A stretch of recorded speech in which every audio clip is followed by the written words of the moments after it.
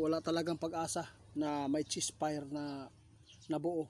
Sa ngayon, tandaan po ninyo itong babala ng ating kaibigan dahil napakarami ngayon ang nag-alala dahil ang North Korea ay nalaman na sikreto po daw ang pag-atake.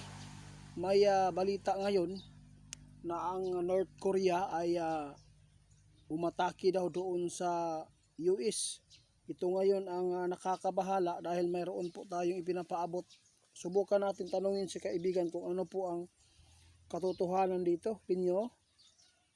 Salamat kaibigan. May impormasyon po ba kayo tungkol dito? Baka ito na po ang sign ng World War III kasi sabi po ninyo kapag makisali po ang ano dito, North Korea, China, Russia. Kasi ang balita ngayon, mayroon nagpaabot kasi may nagpost, nakisali daw ang North Korea sa digmaan.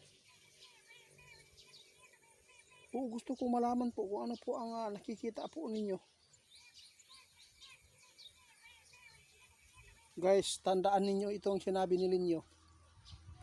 Kung totoo man po itong balita ngayon na nakisali na po ang North Korea, lagi po namin binabanggit, wala tayong magagawa kundi manalangin at mag-ready. Dahil po, masama talaga itong nangyayari po dito.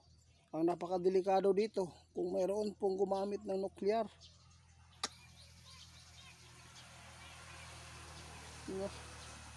Ito po ang sabi po ng ating kaibigan, kung sasali po ang North Korea dito, mas lalong malala ang mangyayari po dito. Kawawa ang mga inosente, mga sibilyan na tulad natin.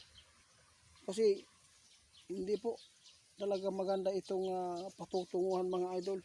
Sigurado ang Pilipinas dito maraming makasagupa ng kahirapan. Walang kain dahil sa sobrang mahal po ng gasolina. Hindi na nakapamasada.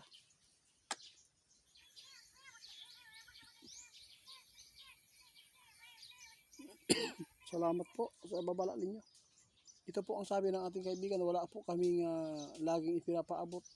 Hindi tayo pwedeng magkampante ngayon dahil sa nakita ng ating kaibigan mga idol, talagang palaki ng palaki ang gulo. Dahil naubos na ang 48 hours tapos may balita pa na ang North Korea sikreto daw ang ginawa sa pang-aatake sa US. Ito ngayon ang nakakabahala. Pero si kaibigan hindi naman po niya nakita na yung North Korea ay nakisali. Pero tandaan lang ninyo, kung makisali itong mga bansang tatlo, ito po ang tanda na may World War III na mangyayari. Alam po ninyo, may hinuhulaan si ano dyan, si Indy Ferris nasa July, no? May malaking magaganap na World War III. Ito po yun ang nalala ko. Oo, tama. Kung ano man po ang dapat natin gawin, kahit, pero pasalamat tayo dahil wala naman pong nangyayari pa dito.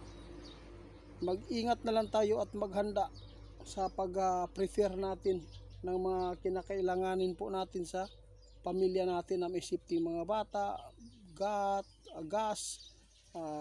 gatas, gamot, vitamins, pagkain, tubig, bunker. Kaya ito po ang lagi naming binabanggit sa video.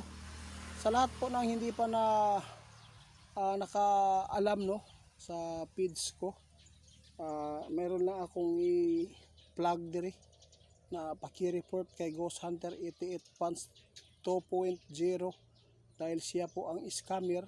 Lahat po ng video natin ninakaw, pati yung profile ko ay sa kanyang account. Ako pa rin. Hintayin na lang natin mga idol na makasuhan natin yan kasi pagsikapan ko yan na malalaman na tao na yan. Kaya sa lahat po ng mga makapanood sa amin, salamat sa pag-report. Mga idol, ito lang po ang masabi natin ngayon. Hindi pa natin kumpirmado at hindi kumpirmado ng ating kaibigan.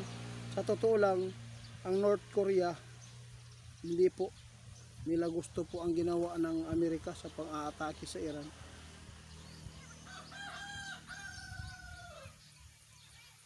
Huwag lang po daw tayo magpanik ngayon.